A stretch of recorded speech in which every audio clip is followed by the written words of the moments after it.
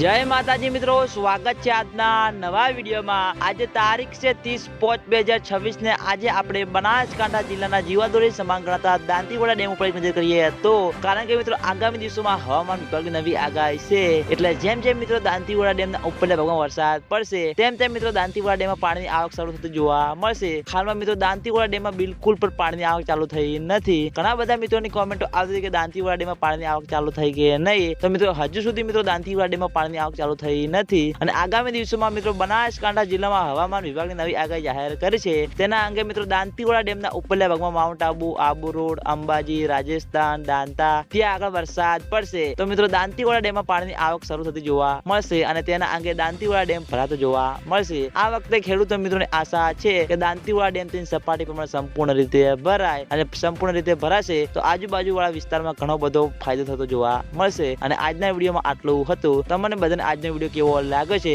તમે બધા અમારી ચેનલ ઉપર નવા હોય તો સૌથી પહેલા વિડીયોને લાઈક કરી દેજો, કોમેન્ટ કરી દેજો અને ચેનલને સબસ્ક્રાઇબ કરવાનું ભૂલતા નહીં। તો મિત્રો જય માતાજી।